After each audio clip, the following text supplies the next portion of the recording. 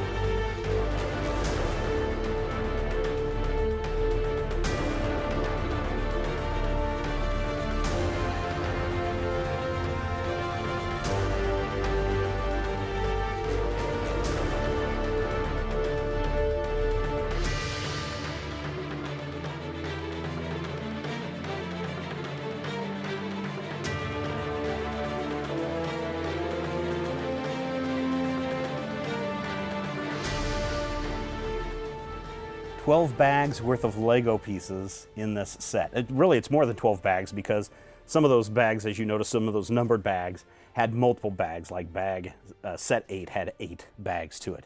This manual is probably the largest manual I've ever had to deal with what is it, over 440 pages worth of instructions in this. This is going to take you a little while to put together if you drop the money to buy this. It took me about 10 hours over a couple of days to put it together, and I think it's worth it. This is a big feature piece that you're going to love to have and show off to your friends and make other people jealous if they're Avengers fans or Lego fans. Lots of little pieces. Where to begin? Well, the overall shape and design of the S.H.I.E.L.D. Helicarrier is there. It looks like it's right from the comic books, and it looks fantastic. One of the big features of the Helicarrier is, of course, the propellers, which take this battleship and take it up into the sky. This set uses a lot of the Technic pieces that connect all of these propellers together, all of the props together, and then on the back of the S.H.I.E.L.D. Helicarrier, you can turn the crank and you can actually get these propellers to spin. Don't worry, this thing isn't going to take off and fly around. This is a heavy piece. One thing that I was a little disappointed with is, as you can see from the video, the propeller spinning's a little bit rickety. I can accept that. I mean, this is really more of a showpiece with a playable feature to it, more so than a playable feature that needs to run smoothly and perform time and time again. On the upper deck of the ship, we have some Quinjets, we have some other S.H.I.E.L.D. jets that are flying around, and then we have a bunch of little cars and cargo transport pieces that you can move around this piece and really get a kick out of kind of doing some playability, although again, I think this is going to be more for looking at than playing with.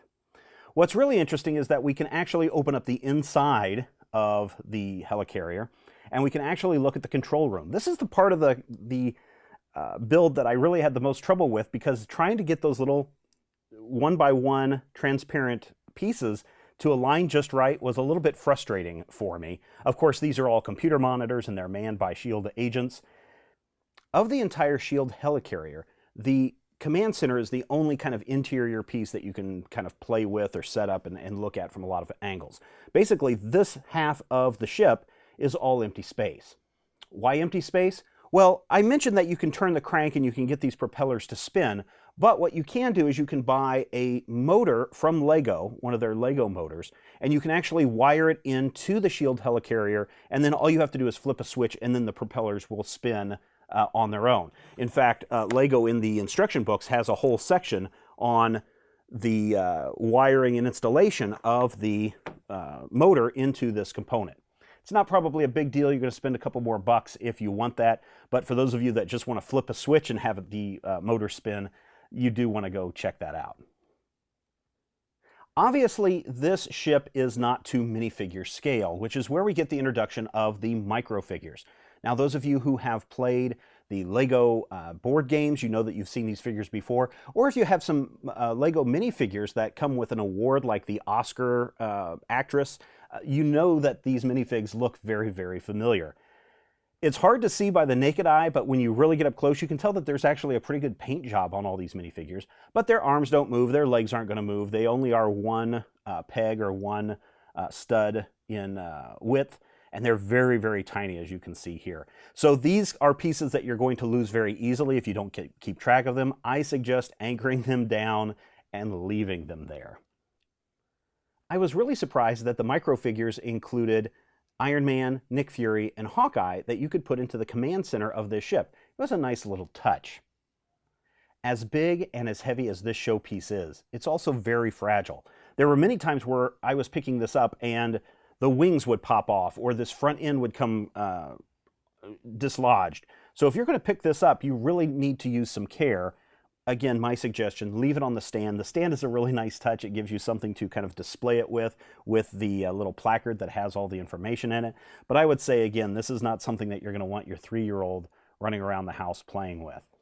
Set 76042, the S.H.I.E.L.D. Helicarrier, is a really nice set. It's an expensive set, but it is a nice set. And for those of you who have bought other sets like this from Lego, maybe from the Star Wars line or from the City line, you know that this is a piece that is a joy to build.